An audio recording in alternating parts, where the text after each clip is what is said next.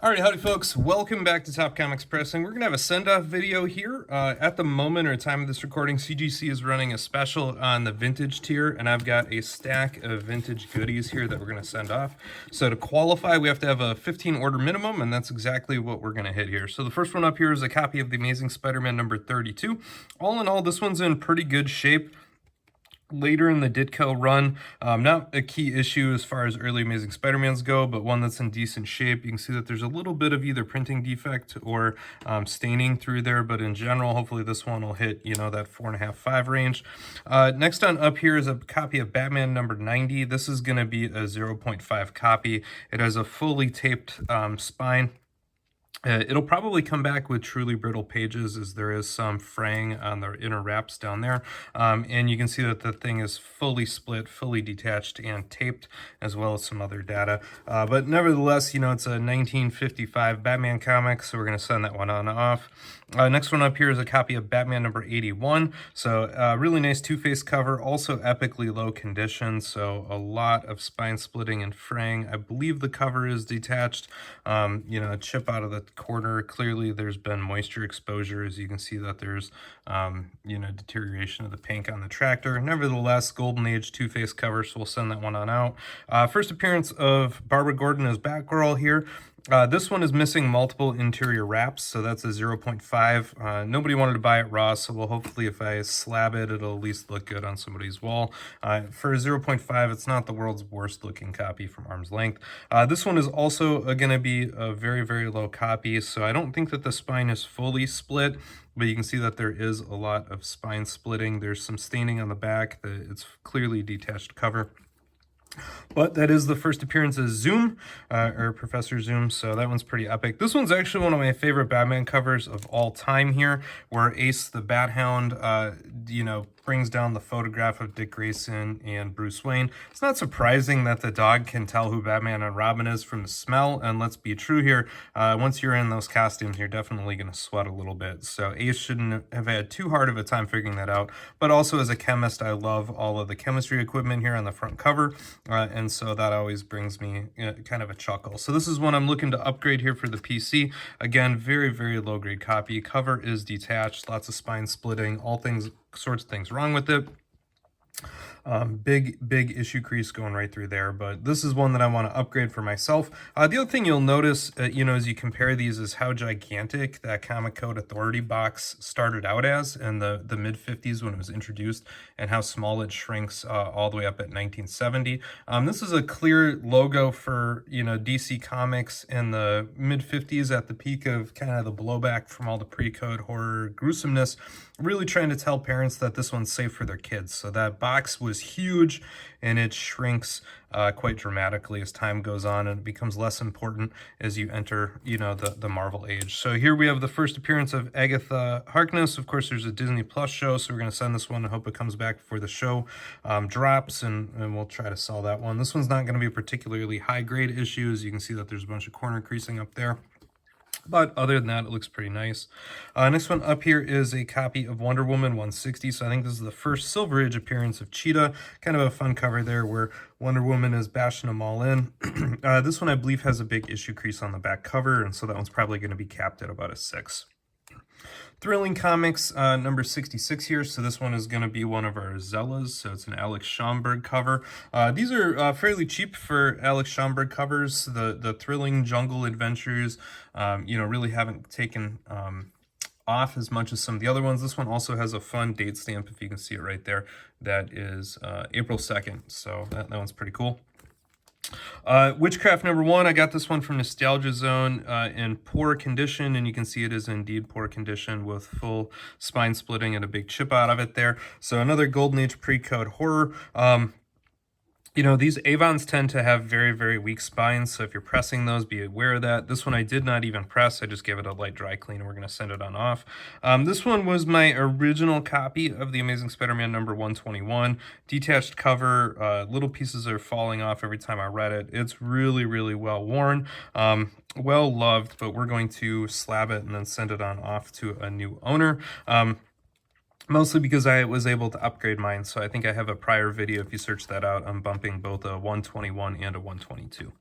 Next on up here is Superman number 29. This one I bought in very beat up condition. It had a fully detached cover. It looked really gross. I was able to dry clean a bunch of stuff up here, make it look a lot nicer. The spine was also fraying, and so I actually laid open the detached cover and put a little bit of archival tape on the interior, just to make it look like it actually still has a spine. So it's going to be a very low grade copy because of all those technical defects in the addition of the tape, but hopefully it'll look really sharp in a slab. Very, very low grade copy of Amazing Spider-Man number 46. Clearly beaten up, washed out, creasing everywhere. Next one up here is a Crime Suspense Stories number 21. This is not trimmed, I don't think. I think what it is you can see how much the inner wraps have shifted out of it. I kind of have it supported there with a second backer board at centerfold. Again, I did not press this one because you can see how shredded that spine is. So there's nothing to be gained there, just lost if you damage it. This is one I got originally as a joke. So my wife, thought it was funny that she's burying her husband. She said this dude clearly bought one too many comic books, and so she's gonna put him in the ground. It also cracks me up that our rendition in the early 50s here was, of course, you would be digging a grave for your recently murdered husband and or date. In your pencil dress and red high heels. So of course that matches. All right, last one up here is an oddball one, Humbug. This is like a 1958 series. It only lasted for a few issues. Not really a big fan following. It's just one I picked up that, again, is a late Golden Age, early Silver Age, depending on where you draw the line comic, and it's a little bit more weird to find, so I figured we'd just slab that one. All right, so this now meets our 15 comic minimum here to send off to CGC. A bunch of low-grade comics here, and so we're going to really just cross our fingers they all come back universal grade. Other than that, keep your fingers crossed for me. This will only look like a few seconds to you, but to me it'll be weeks, if not months. Please also, while you're thinking about it, click that subscribe button, smash the thumbs up, post the video somewhere else, and hopefully you're enjoying the pre-send off here. All right, howdy folks. This one is fresh back from CGC. So we got a massive box here. This should be a 15 comic book vintage order. The box doesn't look particularly smashed, though it does have your normal corner crunches, and it feels a little loose in there, but hopefully that's just me being paranoid. Other than that, this one is going to be a relatively large number of fairly low-grade books, and so it's one where we're mostly just looking for universal labels on these books, and hopefully we'll get a couple of, oh yeah, that thing got smashed. There's big chunk indent in there. And we'll just see what we got here. So no particular order.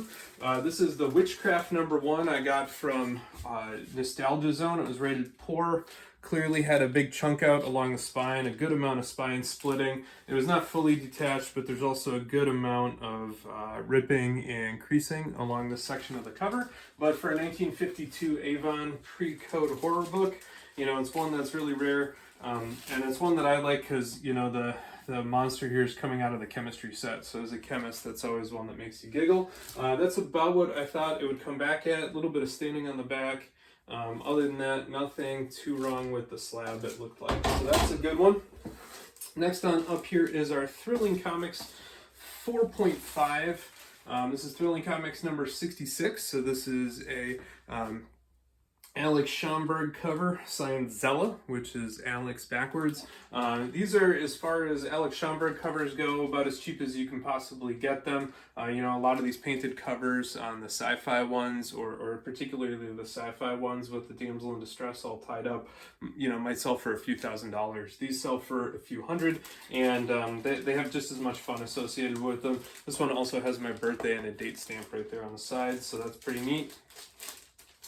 It does look pretty rough, but for a 4.5 I'll take it. Off-white to white pages, so that's pretty solid for a book of that era.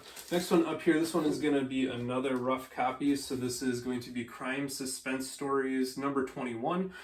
Cover is definitely detached and partially split. You can see the inner wraps exposed where it's shifted a little bit. If I stare right down the top of that, you can see that the inner bundle has slid just a little bit out of it, and that's where you're getting that from. So, you know, this one was originally bought as a joke between my wife and me, because it has this you know, blonde in her high heels burying either her date or her husband, and the joke was always that this dude bought one too many comic books, and that was the threat of where I'd end up if I broke the piggy bank too far. So anyway, this one I was actually able to upgrade, so I have a nicer copy of this one in the PC, so we'll be moving this one along, and I just thought I would get it encapsulated to protect it, given you know, kind of its low grade and fragility. Next one up here is a Fantastic Four number 94. So this is the first appearance of Agatha Harkness, who's going to be Agatha All Along series that'll be coming out here on Disney Plus pretty soon. So at the time of this recording, it's mid-August, so this one's back just in time. 7.0 is about what I would expect, so there was a good amount of creasing up here in the corner, and those black covers just tell it all. So that corner crunching is gonna, you know, really take the grade down. But 7.0 is still a very respectable book, in my opinion, for one from 1970. You know, it's kind of the end of the Silver Age, maybe start of the Bronze Age. Next one on up here is an Amazing Spider-Man number 32. So this is still in the Ditko era. It's only the second appearance of the Lizard, or Dr. Kurt Connors. This one's, you know, like I said, in the Ditko era. So 5.5 for this one, off-white, white pages. You know, it's a pretty good copy for something from 1966. It looks pretty sharp from the front. What gets it is there's clearly staining. That's through the book. If you look along the back, you can kind of see it, and it is there all the way through the front. But from arm's length, this one's a looker, I think, for a 5.5 copy, and that's kind of what I chase. So I'm more of an eye appeal over a grade book. So if you told me that you had a, you know, really awesome looking 7.0 with a back cover defect, I'd take that one all day over a 9.8 for the price point difference. I know I'm a little off that way.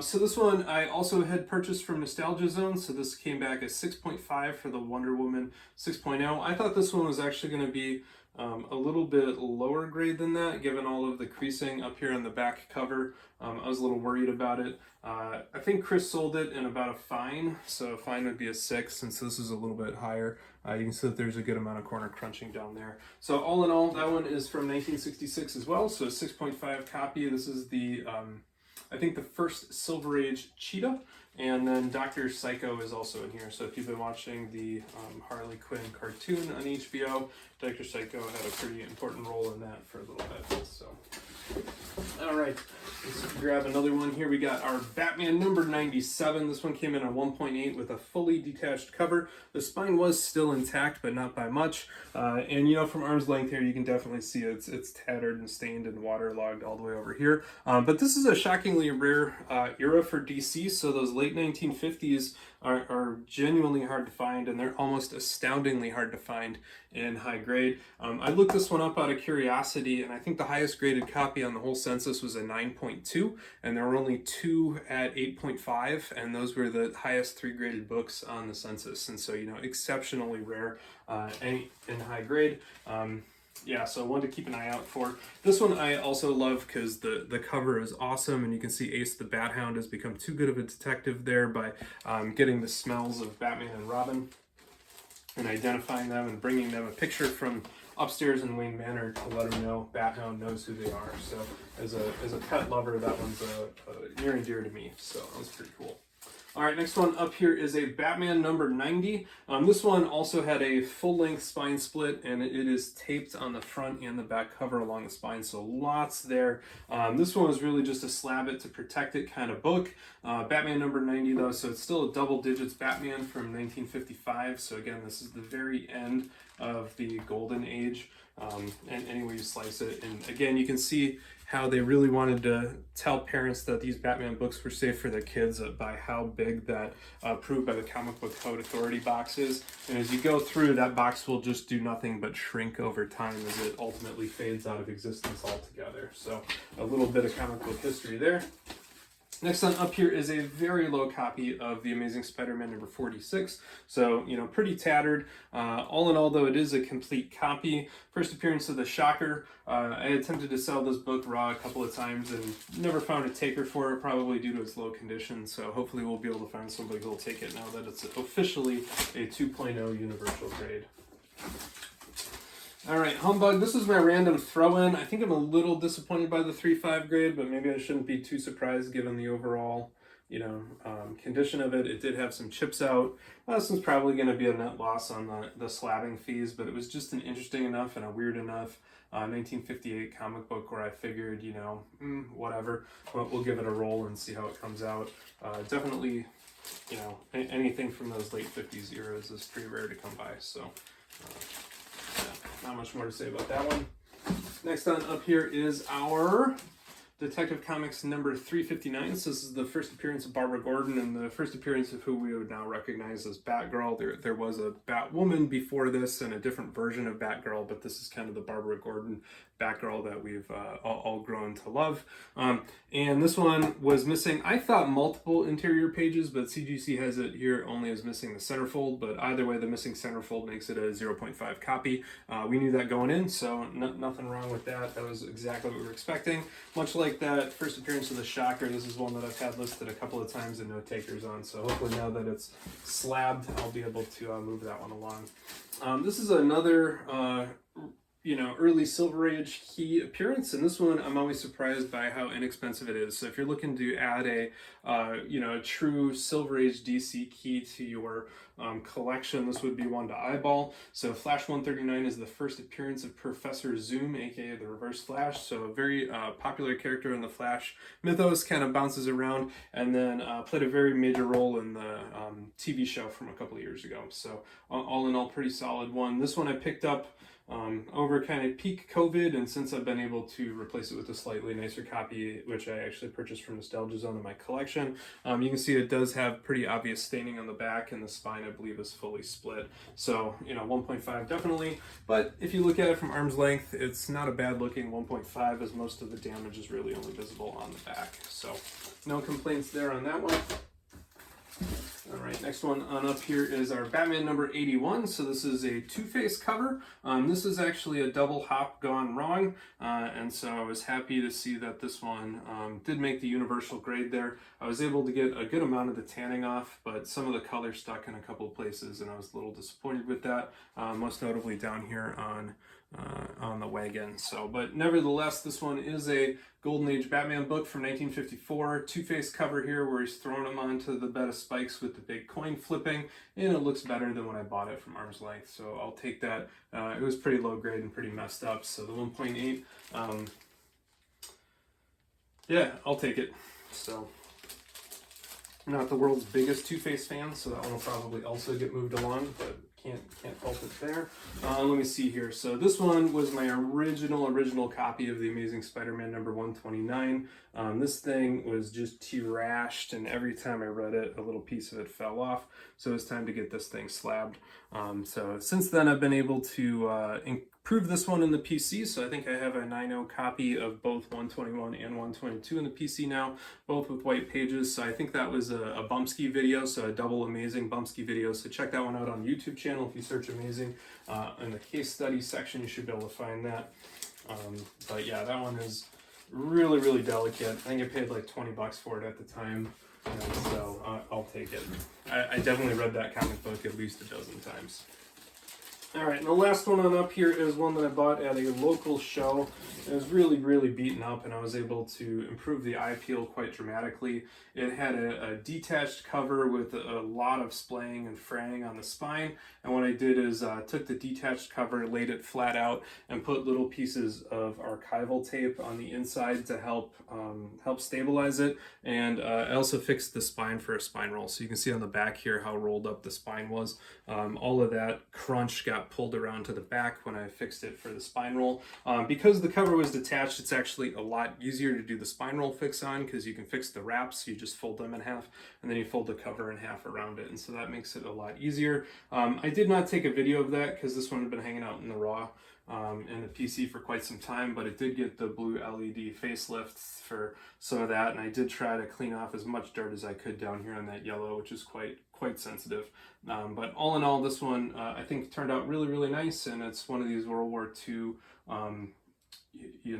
Superman covers, so this one will sit in the PC for a little bit. It's not one I'm looking to upgrade, given how you know, what I paid for this one and how good it looks from arm's length. So this one's going to be the last one in the box. So I think that's 15 vintage books. We successfully got universal grades on all 15 of them. So yeah, hopefully you enjoyed watching the pre-send off, the discussion of some of the books. And as always, please leave me a big thumbs up on the channel. Drop a comment down below. Reach out on Facebook or Instagram. And of course, keep on collecting what you enjoy.